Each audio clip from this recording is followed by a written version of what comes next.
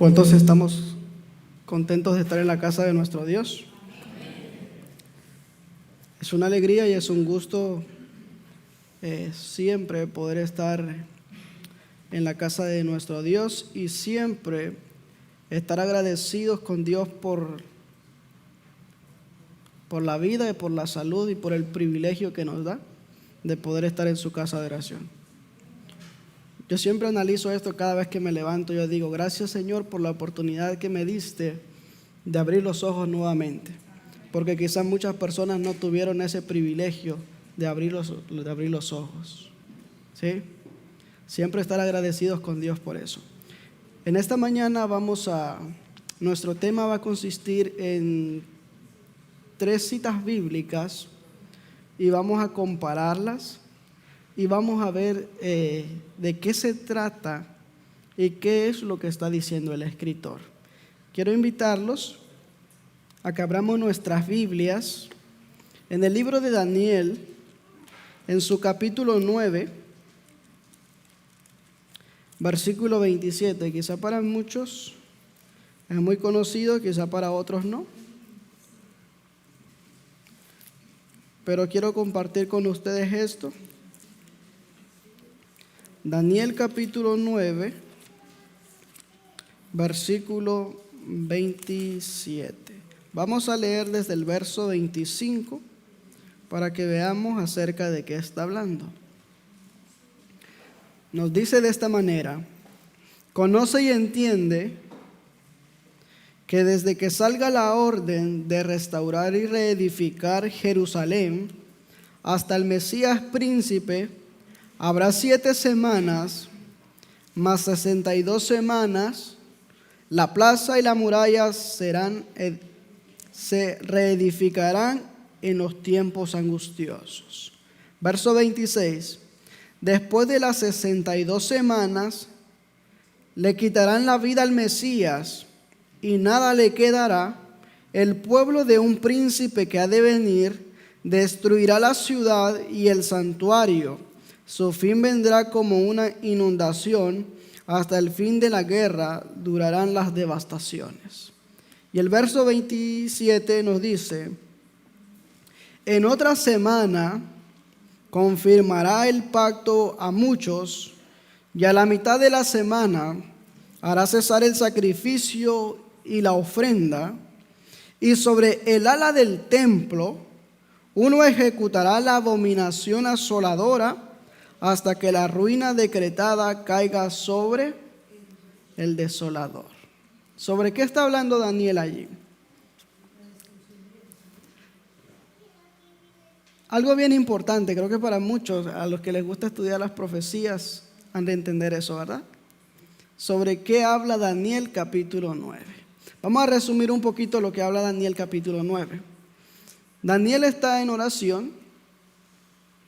No ha terminado de orar y la respuesta vino a lo que él no había entendido del capítulo 8. Y en el capítulo 9 se le presenta un plano más amplio para que él comprendiera.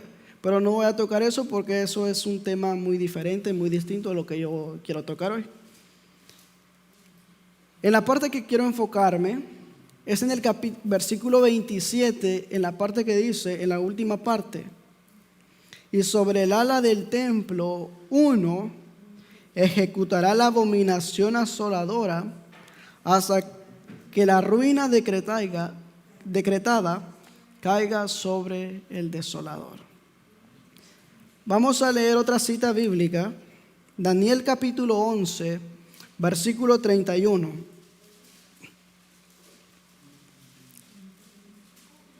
Notemos lo que ahora dice: sus fuerzas profanarán el santuario de la fortaleza, quitarán el continuo y pondrán la abominación desoladora. Daniel 11:31. Daniel nuevamente vuelve a mencionar y a utilizar la misma palabra que utilizó en el capítulo 9. Veamos otro versículo más. Daniel capítulo 12, versículo 11. Notemos lo que ahora dice Daniel. Desde el tiempo que se ha quitado el continuo hasta la abominación asoladora, habrá 1290 días. Nosotros podríamos preguntarnos, porque vemos que Daniel está empleando 3 veces esa palabra. ¿Qué será la abominación desoladora? Como resultado o como motivo de que se establece la abominación desoladora. Vamos a ver lo que la Biblia define con respecto a la palabra abominación. Y otra cosa importante que debemos preguntarnos: ¿será que Daniel en el capítulo 9, en el capítulo 11 y en el capítulo 12 estará hablando acerca de lo mismo? ¿O está hablando de algo diferente? Vamos a comprenderlo. En el libro de Nehemías, busquemos en nuestras Biblias, en el libro de Nehemías, capítulo 9, versículo 26. Notemos lo que dice. Pero te provocaron a ira y se rebelaron contra ti, y echaron tu ley tras tus espaldas, y mataron a tus profetas que protestaban contra ellos para convertirlos a ti, e hicieron grandes blasfemias, grandes abominaciones. ¿Qué hicieron el pueblo? ¿Qué hizo el pueblo de Dios? La ley de Dios lo puso tras sus espaldas, es decir, ignoraron la ley de Dios. Mataron a los profetas. Los profetas, prácticamente, ellos eran los quienes anunciaban al pueblo lo que Dios les decía. Matar a un profeta era rechazar a Dios mismo. Porque los profetas siempre estaban para advertir al pueblo y para que el pueblo se mantuviera firme y obediente a Dios. Continuamos. En el libro de Deuteronomio, capítulo 18, versículo 9 al 12, vamos a comprender qué otra cosa Dios considera como abominación. Deuteronomio capítulo 18, verso 9 al 12.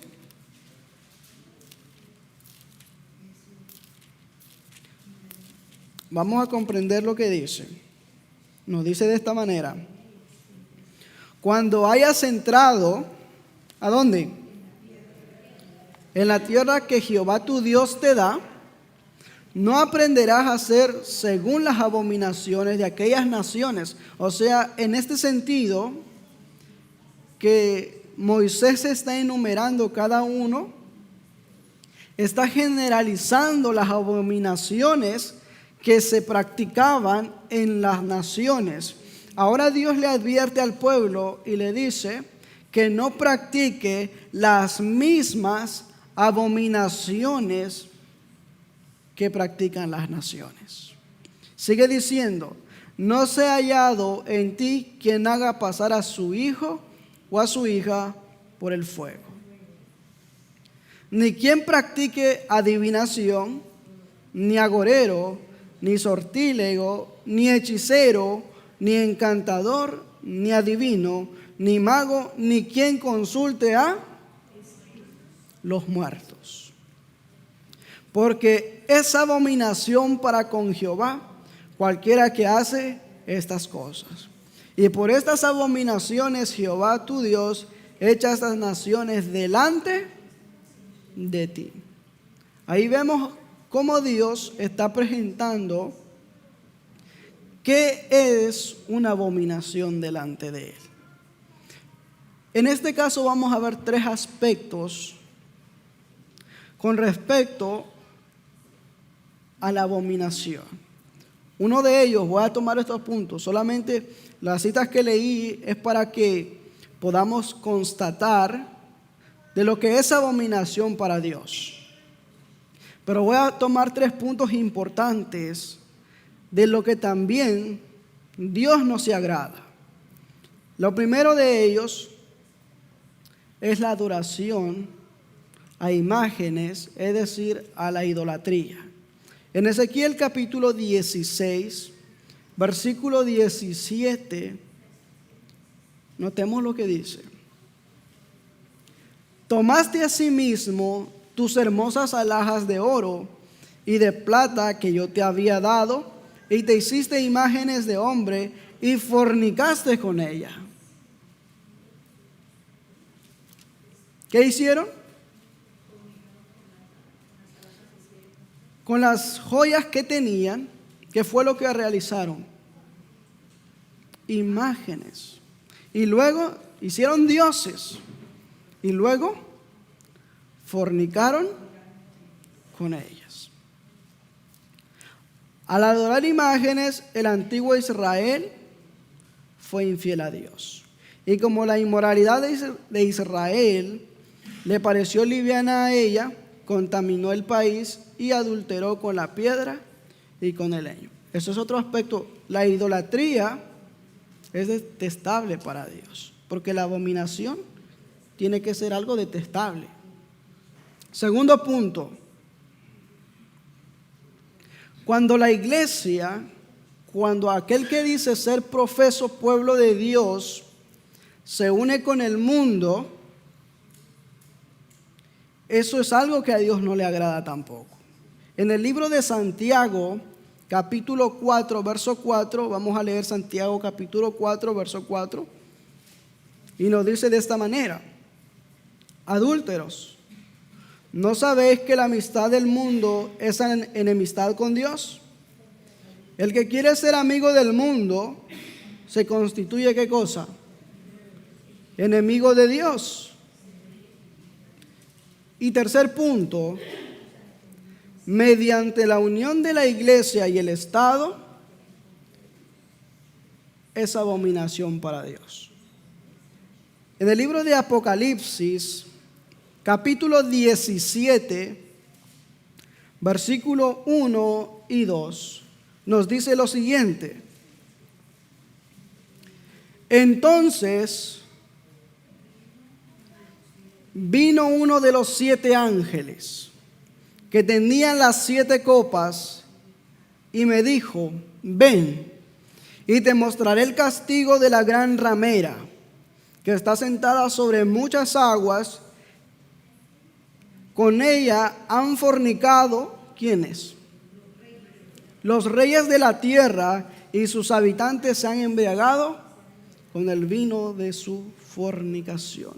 Esos 3 puntos que hemos mencionado, Dios no se agrada con ellos. ¿Por qué quiero tocar este punto? ¿Por qué quiero mencionar este punto? Porque estos 3 puntos han tomado lugar para que se estableciera la abominación desoladora. ¿De qué forma? Volvamos al libro de Daniel 9:27. Vamos a enfocarnos un poquito más ahí. En otra semana confirmará el pacto a muchos, y a la mitad de la semana hará cesar el sacrificio y la ofrenda. Y sobre el ala del templo uno ejecutará la abominación asoladora hasta que la ruina caiga sobre el desolador.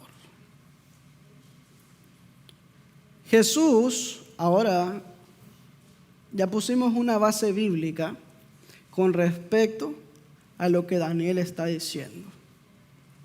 Pero hay algo más claro aún. Jesús mismo empleó esas palabras. Lo que el profeta Daniel había escrito, Jesús volvió a mencionarlo cuando les estaba respondiendo las preguntas que los discípulos le hicieron. Vayamos al libro de Mateo 24. Mateo capítulo 24, los versículos que fueron la lectura bíblica.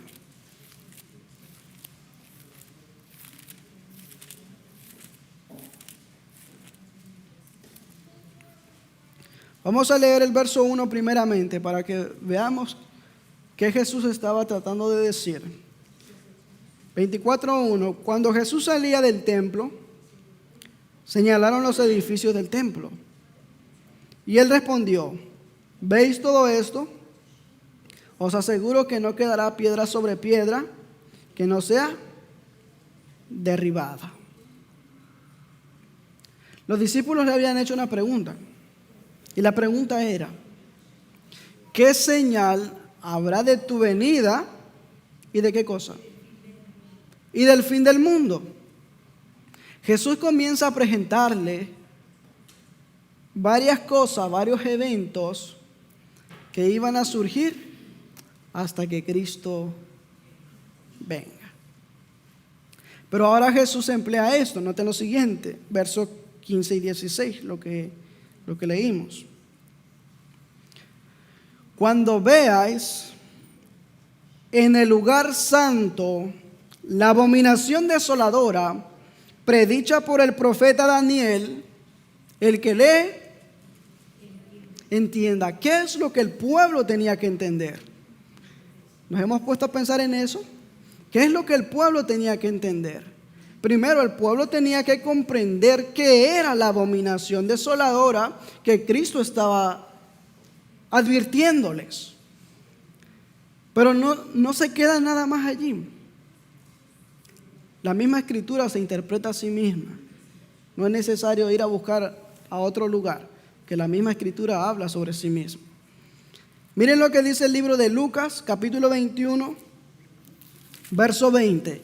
Y ya estamos llegando a un punto crucial importante. Lucas capítulo 21, verso 20.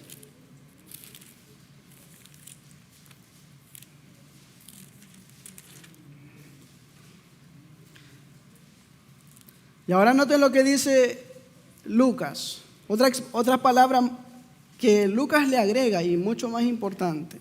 Miren lo que dice: cuando veáis a Jerusalén cercada de ejércitos, sabed entonces que su destrucción ha llegado. Entonces los que estén en Judea, huyan a los montes, y los que estén en la ciudad, váyanse. Y los que estén en los campos, no entren en ella.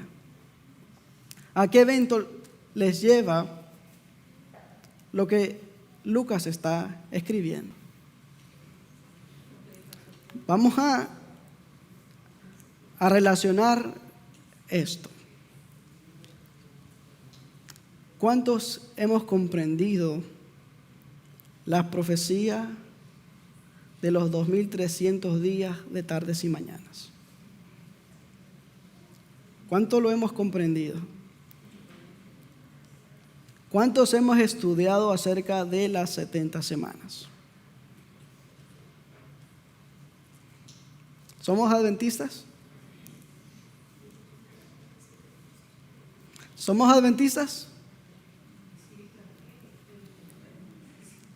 ¿Qué pasó? ¿No somos adventistas? ¿Hemos comprendido las 70 semanas? Deberíamos. Y debemos, porque es responsabilidad nuestra, comprenderlo. Cuando relacionamos Daniel capítulo 9, verso 25 al 27, estamos viendo el último evento acerca de la vida de Jesús, porque Jesús iba a ser sacrificado.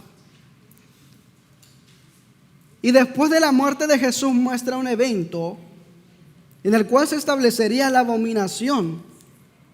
¿Pero en qué consistió esa abominación? ¿Qué ejército fue que cercó a Jerusalén? El ejército romano. ¿Saben? Esto me hace analizar muchas cosas. Yo voy a decir esto. nuestra preparación de nosotros, ya no va a decir que es ahora, va a decir que es ayer. Porque el tiempo nos adelanta, el tiempo se apresura. Y nuestra preparación es postergada. ¿Por qué causa? Es postergada nuestra preparación. Voy a resumir un poco y voy a invitarles a que lean El conflicto de los siglos, el primer capítulo. ¿Cuántos han leído el primer capítulo del conflicto de los siglos? Los que no, les invito a que lo lean. Saben que Jerusalén fue sitiada, hubo una primera vez que fue sitiada, pero que no fue destruida. ¿Saben en qué año fue eso? Voy a invitarles a que me ayuden, porque yo no quiero hablar solo, porque muchas veces se hace costumbre eso, estar hablando solo. Y muchas veces salimos de aquí y no hemos aprendido nada. Entonces, ¿de qué nos beneficia? ¿Entendemos eso? ¿En qué año fue sitiado Jerusalén por primera vez? ¿Quién fue quien sitió a Jerusalén en ese año? Cestio Galo. Pero dentro de todo eso, él se retiró con sus tropas. ¿Y qué hizo el pueblo de Dios? Ustedes que saben, que lo han leído.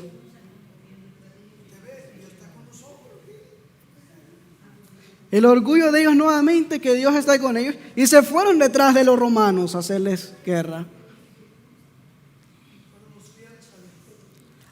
Ahí va el punto importante. Jesús le dijo: cuando vierais la abominación desoladora que está en el lugar santo. No estaban ni cerca de Jerusalén todavía, estaba un espacio. Noten muy bien que Daniel dice: hasta el ala del templo. ¿Hasta dónde llegaba el ala del templo? Si todavía no estaban ni cerca, estaban todavía retirados. Y ya era un lugar santo donde se establecieron. Pero la mano de Dios, aún los fieles estaban en Jerusalén. Cuando ellos vieron eso, ¿qué creen ustedes que hicieron los fieles? ¿Se quedaron ahí? Ellos se fueron, salieron. Los que fueron movidos por fe y eran fieles a Dios. Salieron.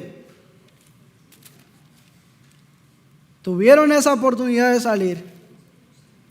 Ahora, comparando esto, Daniel 9:27 habla sobre la destrucción de Jerusalén por el ejército romano pagano, porque no eran cristianos todavía, pagano. Ahora, ¿qué tuvo que suceder para que se estableciese esta abominación? El motivo de la destrucción de Jerusalén fue por el rechazo del Mesías. Y como consecuencia, vino la destrucción. Y la destrucción no fue una destrucción pequeña. Noten muy bien. El conflicto de los siglos, voy a leerles estos párrafos. Capítulo 1, versos 28 y 29.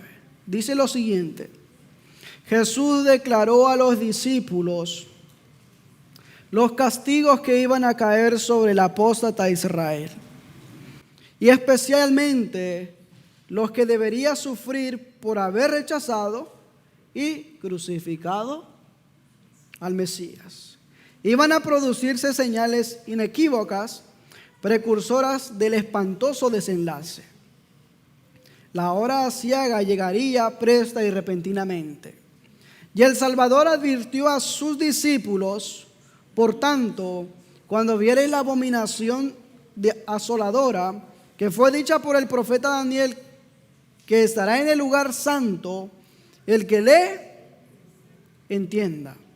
Entonces los que estén en Judea huyan a los montes.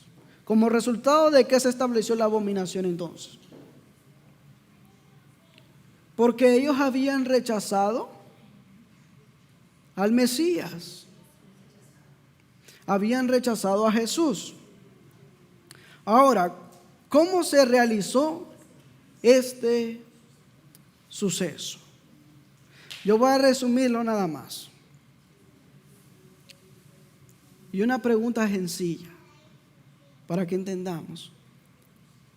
En el año 70, ahora vuelve, ya no el mismo Sestio Galo. ¿Quién venía ahora? ¿Cómo se llamaba? Tito. Sitió a Jerusalén. Jesús dijo, cuando veas a Jerusalén rodeada por ejércitos, pero en ese círculo, cuando Jerusalén fue sitiada, ¿cuántos salieron? No hubo ninguno que saliese. En ese año ya no hubo ninguno que saliese. Ahora, ¿será que solamente la abominación se refería al establecimiento de que el ejército estaba sitiando a Jerusalén? ¿O en realidad que se estaba profanando en ese momento? Voy a compartirles esta cita que encontré. Lo escribió el historiador Flavio Josefo en el libro La Guerra de los Judíos. Y miren lo que se hacía, ¿qué se hizo en el año 70? Primero, el águila era la insignia oficial que se encontraba en los estandartes del ejército romano, que asoló a Jerusalén en el año 70.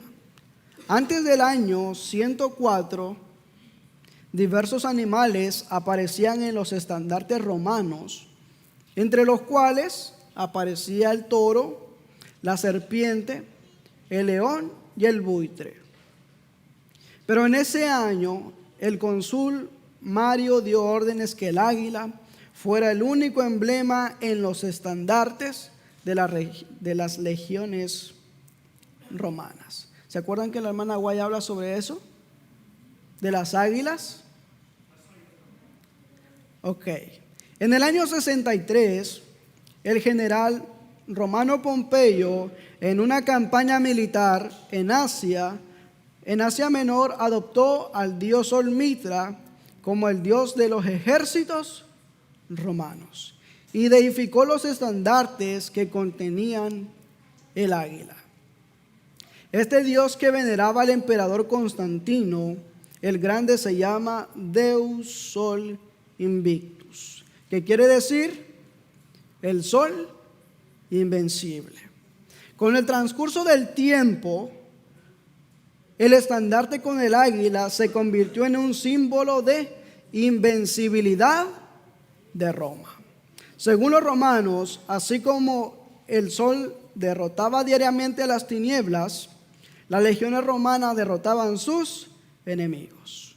El águila en el estandarte romano tenía las alas extendidas y en su alrededor tenía una guirnalda circular dorada que representaba al dios Sol Mitra. Es decir, si nos imaginamos o si buscamos cómo era el estandarte, estaba el águila, pero ¿qué tenía alrededor? Un sol. Y para los romanos la consideración de un sol era un dios. Ahora miren lo que sigue diciendo acá.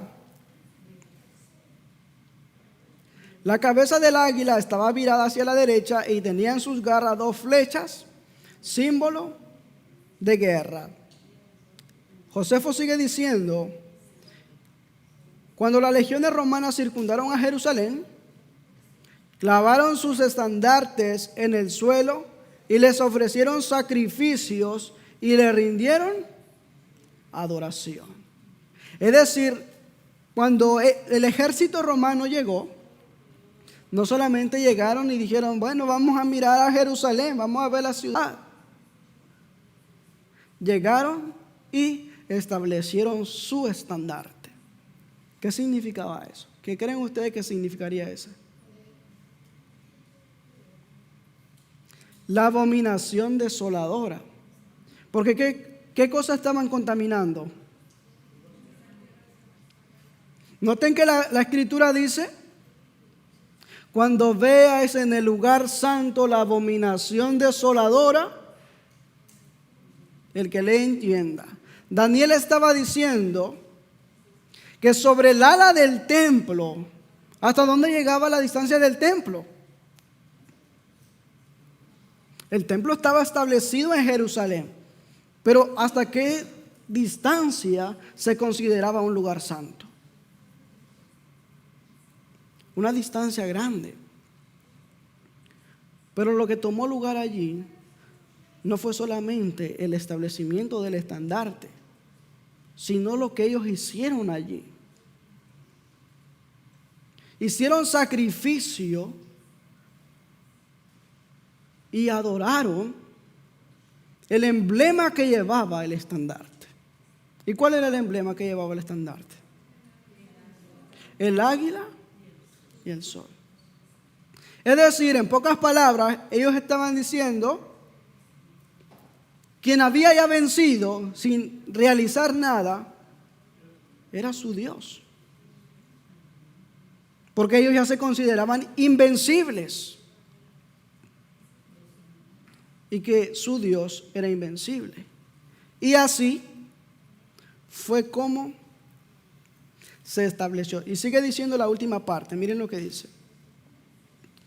Luego venían los alfereces de la barcante águila, que se encuentra siempre a la cabeza de cada legión romana, siendo el rey y más fuerte de todas las aves, que para ellos es símbolo de dominio y un presagio de que iban a conquistar todo cuando hallasen en su camino. Y así fue como se estableció. Pero fue el imperio romano pagano. ¿Y sabemos bien qué pasó con Jerusalén? Quedó totalmente destruida. ¿Qué pasó con el templo? Lo mismo que Jesús dijo, que no quedaría piedra sobre piedra que no fuera removida. Pero lo que yo quiero que enfoquemos, porque sé que muchas veces esto a veces es un poquito, quizá para muchos a veces dicen: no, eso ya es cosa del pasado. O muchas veces decimos: es que eso no es importante. Eso es historia. Pero lo que yo quiero que entendamos es lo siguiente. Siempre que me gusta presentar un tema como estos, siempre hablo de nuestra preparación de nosotros. Conflicto de los siglos, el último capítulo, el primer capítulo, hay una cita que dice que la destrucción de Jerusalén fue ¿un qué? Un pálido reflejo de lo que acontecería al final. ¿Qué creen que pasaba en Jerusalén cuando fue sitiada? Cuando no entraba mercadería en Jerusalén. ¿Se comían los padres a los hijos? ¿Sí o no? Sí. Viceversa. Pero ¿ustedes qué creen? ¿Los fieles eran los que estaban allí en ese momento? ¿Dónde creen que estaban los fieles?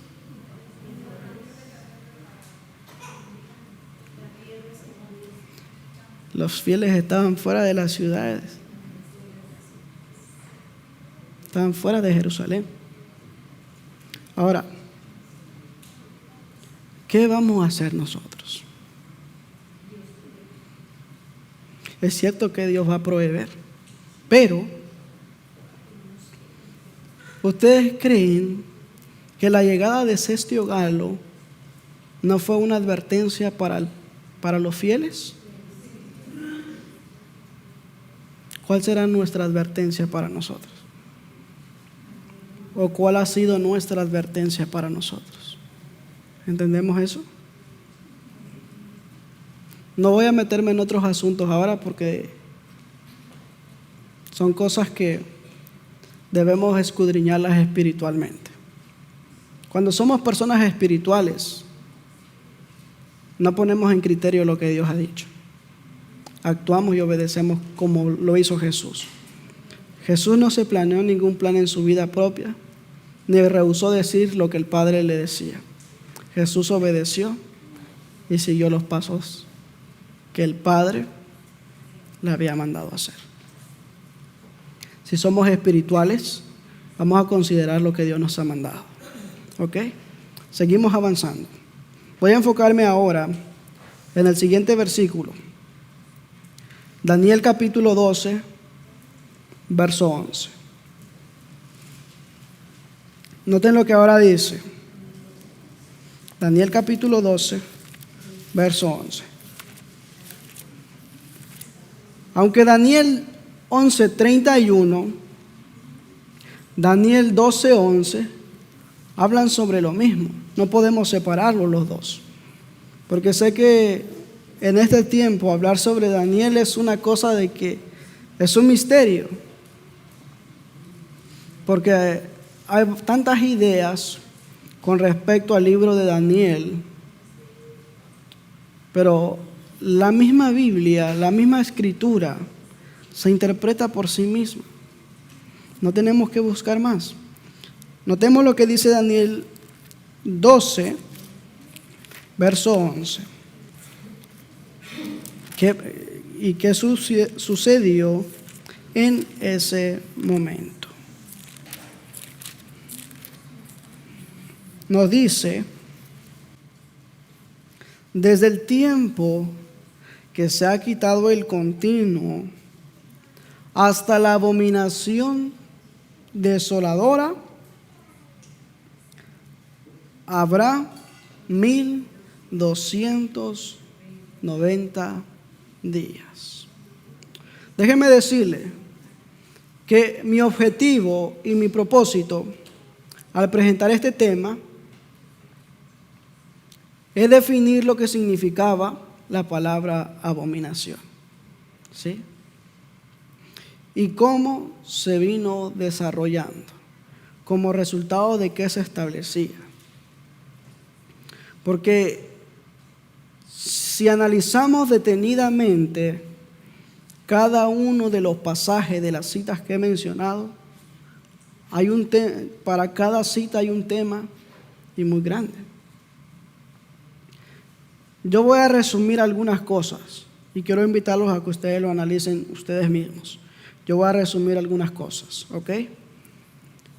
Lo que tuvo lugar de Daniel capítulo 12, verso 11, quiero aclarar primeramente que los dos textos de Daniel 11:31 y Daniel capítulo 12, verso 11, son paralelos y se refieren a los mismos hechos. No son nada distintos. Ahora bien, si se refiere Daniel 11:31 al pasado, así también en el 12:11, ya que la escritura se interpreta a la escritura. Si decimos que Daniel 11:31, Daniel 12:11 son eventos diferentes, estamos poniendo un principio irrelevante. Estaríamos desviando su comprensión. Porque el paralelismo que hay en Daniel 11:31 y que hay en Daniel 12:11 es el mismo principio. No hay nada diferente. ¿Ok?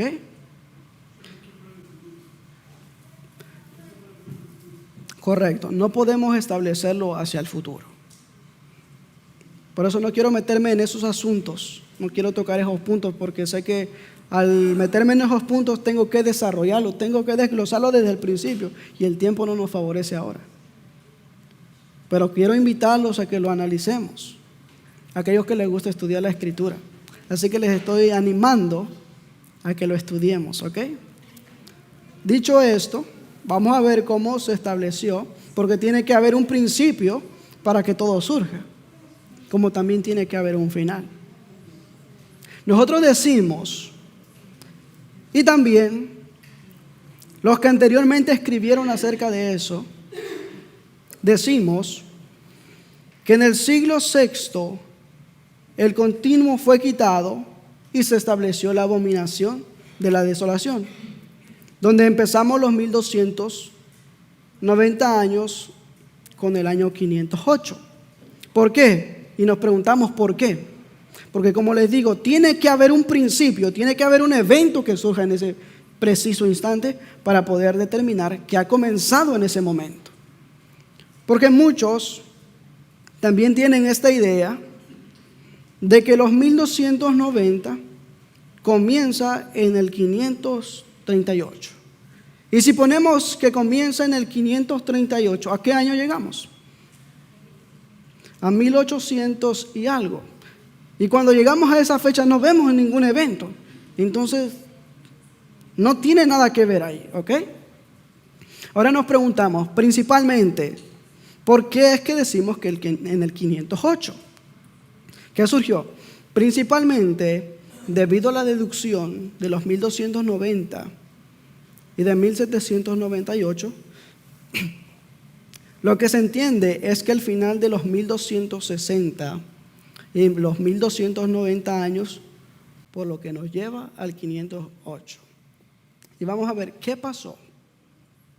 Primero, voy a ir resumiendo esto. En el año 496, Clodoveo, rey de los francos, se hizo católico romano. Todas las otras tribus germánicas que habían desmantelado el imperio romano eran arrianos, o sea, no profesaban la religión católica. Y por tanto, en oposición al Papa en Roma, Clodoveo derrotó a los visigodos y se convirtió en la primera potencia civil para unirse a la iglesia naciente de Roma. ¿A quién derrotó Clodoveo?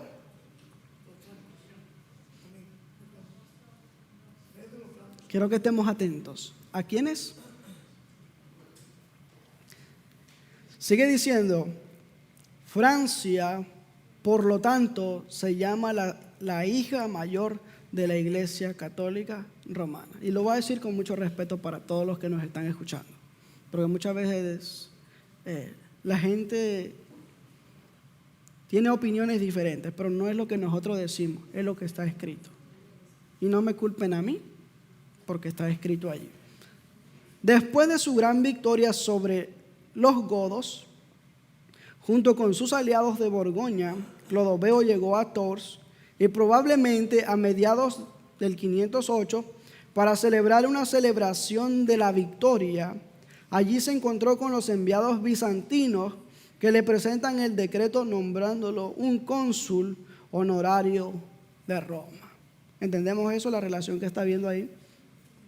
Luego, la unión de los poderes civiles y religiosos, los francos y el papado.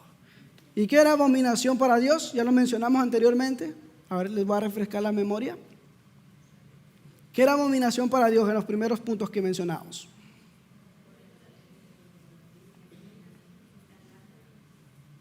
Ya vimos que la abominación desoladora que habla Daniel 9:27 habla acerca del imperio romano pagano, con el establecimiento de su estandarte a kilómetros de distancia de Jerusalén.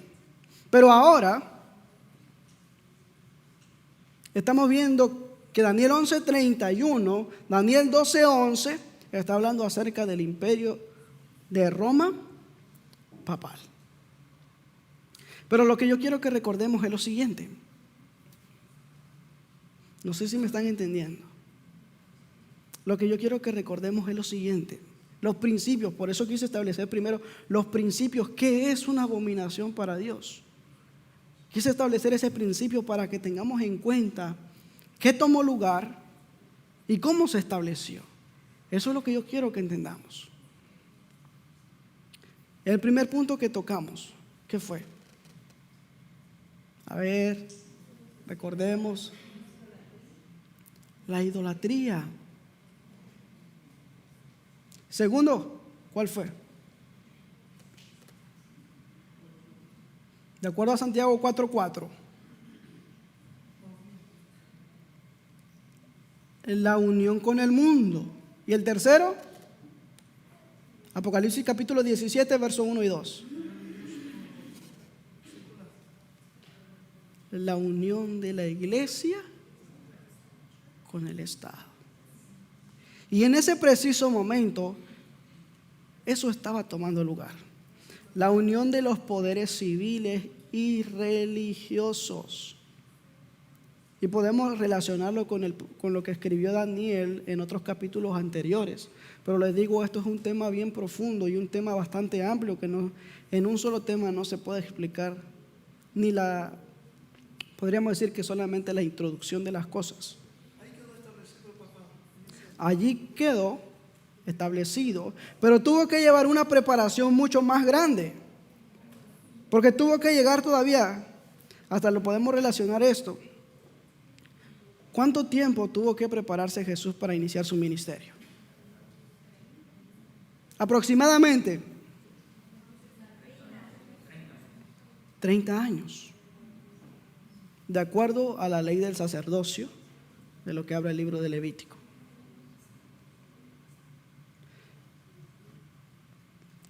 La misma sucesión. El papado, que estamos viendo lo que Daniel 11, capítulo 12, verso 11 está hablando, dio partida, dice acá. ¿Por qué? Porque estamos viendo que la unión de los poderes civiles y religiosos, los francos y el papado, y miren lo que sigue diciendo acá, en ese momento era un paso importante en la creación de la abominación de la desolación, que se refiere a las enseñanzas no bíblicas del papado y su aplicación a través de la unión de la iglesia y el Estado.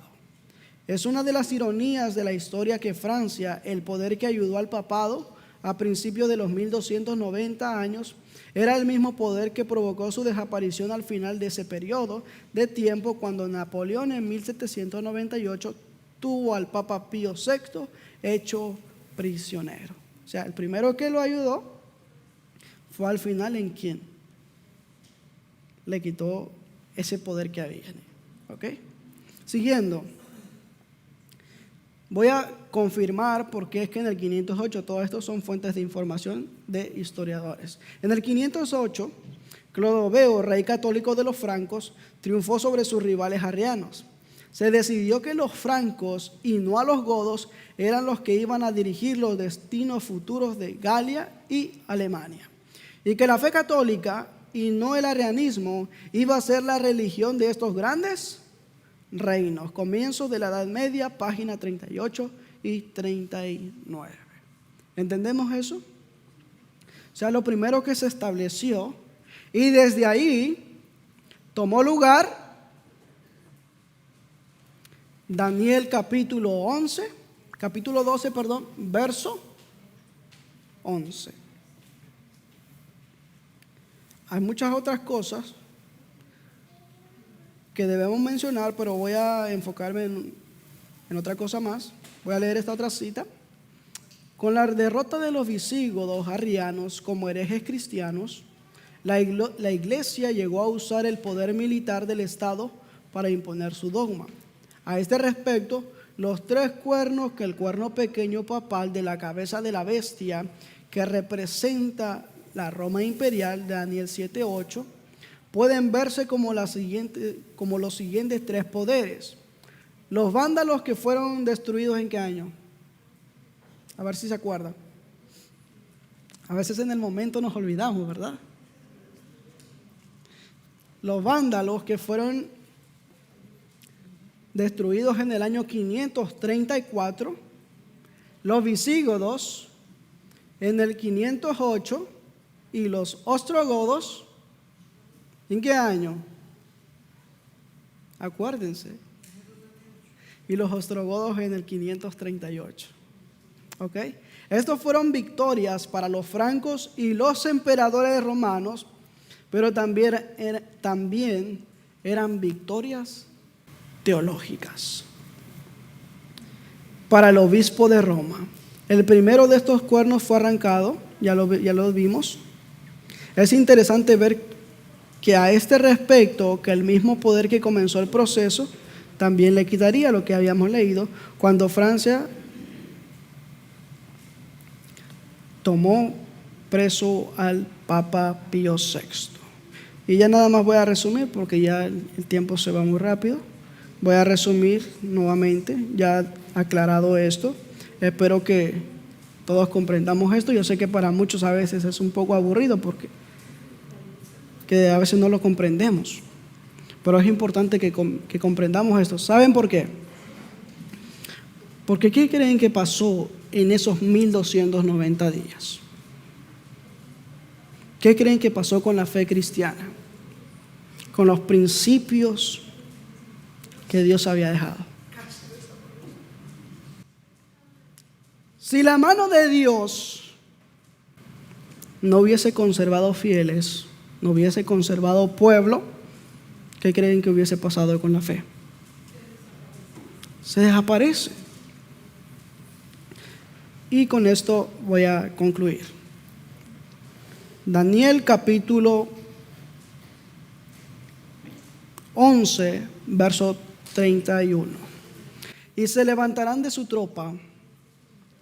parte, tropas que profanarán el santuario y la fortaleza. 11:31. Y quitarán el continuo y pondrán la abominación desoladora. Nuevamente emplea lo mismo. Manuscrito 63 de 1899 nos dice lo siguiente: la mezcla de artimaña eclesiástica con artimaña del gobierno es representada por el hierro y el barro. Esta unión debilita el poder de las iglesias. Esta investidura de la iglesia con el poder del Estado producirá malos resultados. Los hombres casi sobrepasan los límites de la tolerancia divina. Ellos han invertido su fuerza en política y se han unido con el papado. Pero vendrá el tiempo cuando Dios castigará a quienes han invalidado su ley, y sus malas obras retrocederán sobre ellos mismos. Porque ¿qué tiene que estar haciendo la iglesia con el Estado? ¿Qué dijo Cristo con respecto cuando le hicieron la pregunta sobre el César? Al César lo del César y a Dios lo de Dios. Los hechos demostrados, voy a saltar muchos. Ahora, Daniel 11:31,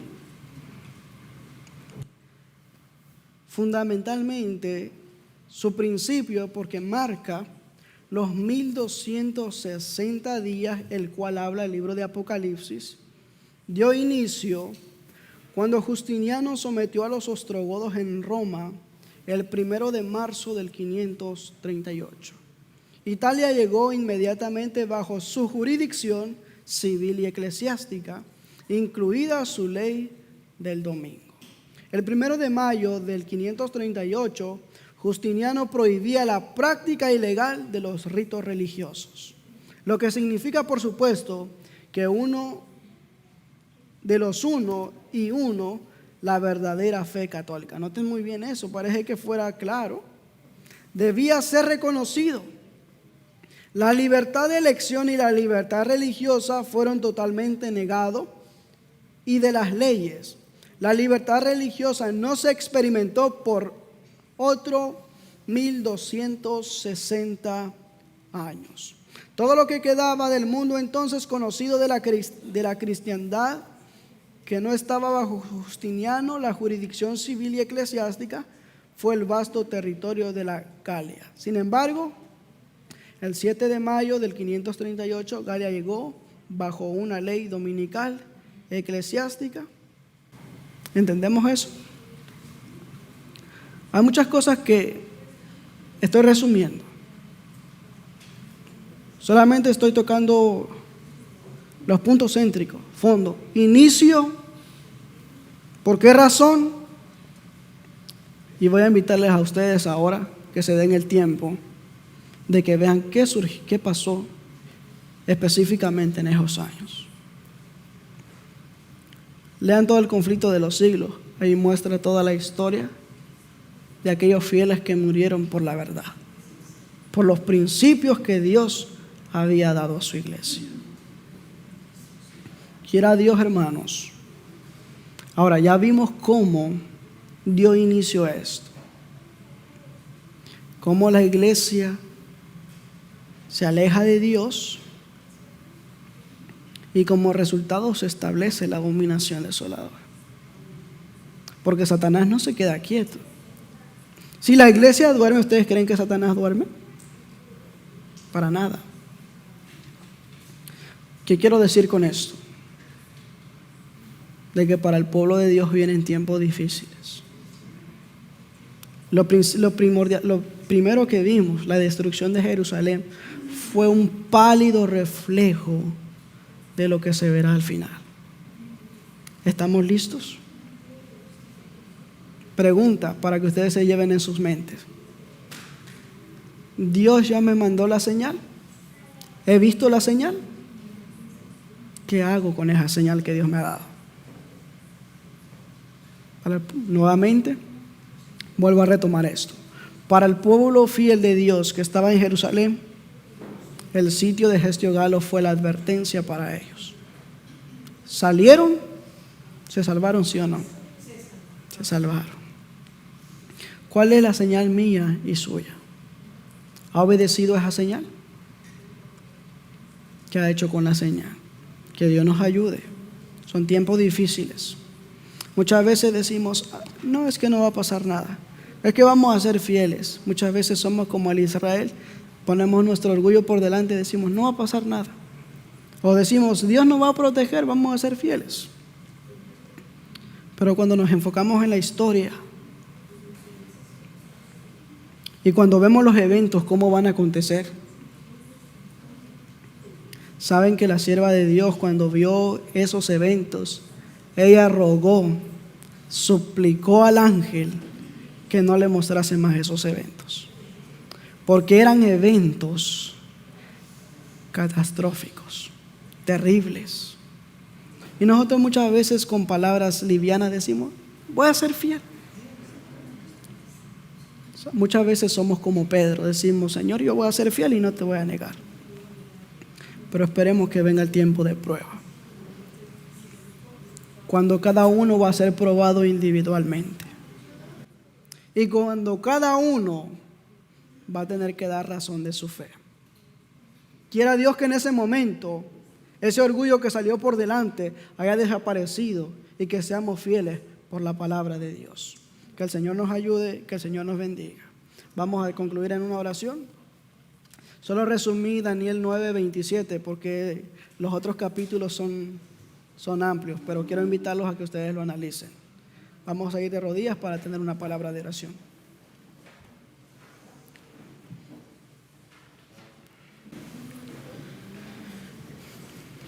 Padre nuestro que estás en los cielos, santificado sea su nombre.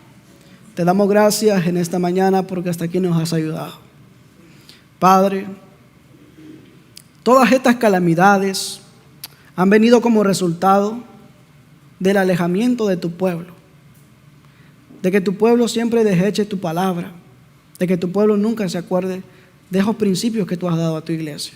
Pero Padre, en estos momentos queremos rogarte, queremos pedirte que ayudes a nuestra incredulidad y que nos ayudes a que nuestra fe cada vez sea más grande, que nos preparemos, que trabajemos para tu causa, para tu obra, y que preparemos a un pueblo para tu segunda venida. Por eso, Padre, permite que nuestros caracteres, que nuestras decisiones, nuestros pensamientos, todos sean enfocados para realizar esa obra que nos has enviado a hacer. Y que también, oh Padre, nos preparemos a nosotros mismos. Danos la fe y el valor para estar en pie y para seguir adelante, y que podamos ser uno de aquellos que dé el fuerte pregón del tercer ángel. Gracias por todo. En estos momentos también rogamos por los alimentos que hemos de ingerir a continuación, que tú puedas bendecirlos y que tú puedas proveer para tu pueblo, y que en aquel tiempo difícil en el cual no hay alimentación, tú sustentes a tu pueblo como tú has prometido. En el nombre de Jesús te lo pedimos. Amén. Amén.